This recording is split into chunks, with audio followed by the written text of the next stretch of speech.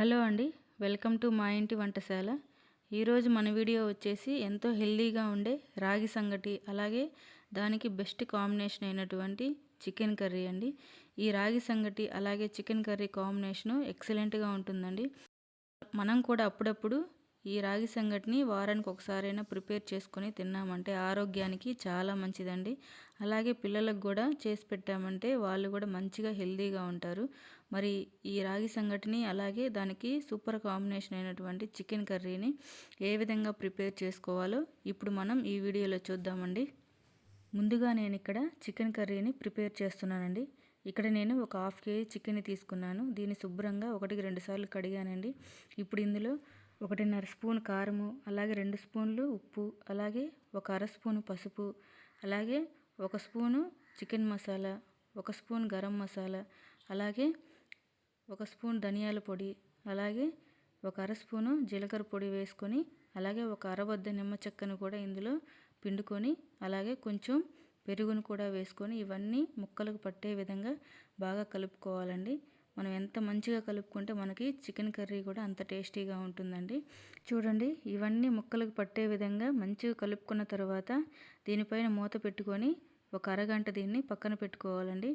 ఇప్పుడు స్టవ్ పైన ఒక కడాయిని పెట్టి అందులో కూరకు సరిపడా ఆయిల్ వేసుకొని, ఆయిల్ హీట్ అయిన తర్వాత ఇందులో బిర్యానీ ఆకులు, అలాగే ఒక 2 యాలకులు, అలాగే చెక్క మొగ్గ వేసుకొని ఇవి కొంచెం వేగినాక ఇప్పుడు ఇందులో ముక్కలుగా కట్ చేసుకున్నటువంటి ఉల్లిపాయ ముక్కల్ని కూడా వేసుకొని ఫ్రై చేసుకోవాలండి.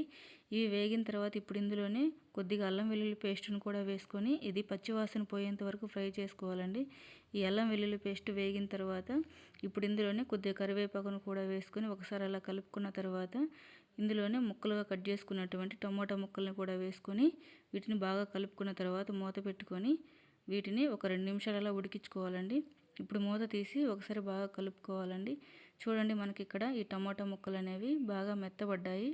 ఇప్పుడు ఇందులోనే మనం ముందుగా కలిపి పెట్టుకున్నటువంటి చికెన్ను కూడా వేసుకొని ఇది మొత్తం కలిసే విధంగా బాగా కలుపుకోవాలండి. ఇలా కలుపుకున్న తర్వాత దీనిపైన మూత పెట్టుకొని ఈ చికెన్లో ఉన్న వాటర్ అంతా బయటకు రిలీజ్ అయ్యేంత వరకు దీనిని బాగా ఉడికించుకోవాలండి. ఇప్పుడు చూడండి, మూత తీసి చూద్దాము. చూడండి, చికెన్లో ఉన్నటువంటి వాటర్ అంతా బయటికి రిలీజ్ అయింది. ఇప్పుడు మరొకసారి ఈ చికెన్ అంతటిని బాగా కలుపుకొని మూత పెట్టుకొని ఈ వాటర్ అంతా ఇంకిపోయి ఆయిల్ సపరేట్ అయ్యేంత వరకు దీన్ని ఉడికించుకోవాలండి.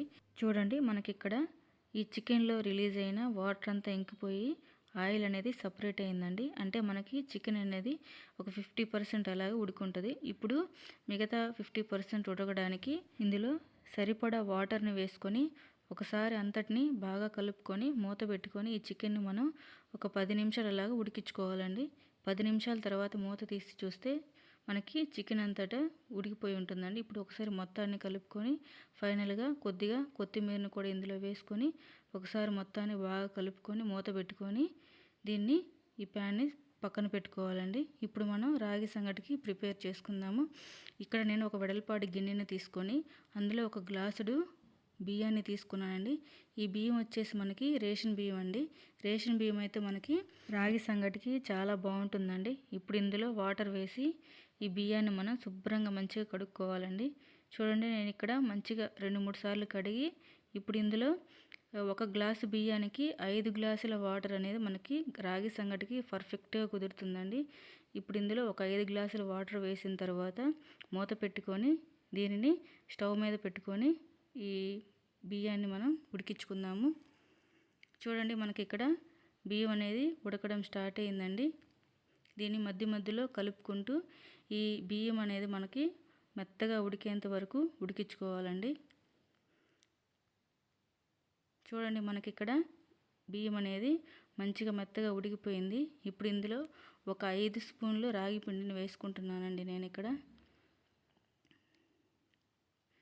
ఇలా రాగి పిండిని వేసుకున్న తర్వాత మూత పెట్టుకొని దీన్ని ఒక 5 నిమిషాలు ఈ పిండిని మనం ఉడకనిచ్చుకుందాము. ఇలా ఉడికిన తర్వాత తెడ్డుని తీసుకొని ఇలా మంచిగా రాగి సంగటిని గెలుక్కోవాలండి. ఇలా మొత్తం అన్నం మొత్తం ఈ పిండి కలిసే విధంగా కలుపుకున్న తర్వాత ఈ చుట్టూ ఉన్న రాగి సంగటిని మొత్తం తీసుకొని నీట్గా పెట్టుకోవాలండి. ఇలా రెడీ అయిన తర్వాత కొంచెం రాగి సంగటిని ఇలా గిన్నెలోకి వేసుకొని ఆ విధంగా తిప్పామంటే మనకి రాగి ముద్ద అనేది నీట్గా తయారవుతుందండి. ఈ రాగి ముద్దను ఒక ప్లేట్లోకి తీసుకొని అలాగే చికెన్ కర్రీని కూడా వేసుకోవాలండి. చూడండి మనకి ఇక్కడ రాగి సంగటి అనేది ఎంత సాఫ్ట్గా ఉందో. ఈ రాగి సంగటిని అలా చికెన్ కర్రీలో అద్దుకొని తిన్నామంటే చాలా బాగుంటుందండి. ఈ వీడియో కనుక మీకు నచ్చినట్లయితే లైక్ చేయండి, అలాగే మన ఛానల్ని సబ్స్క్రైబ్ చేసుకోండి. Thank you for watching. Bye.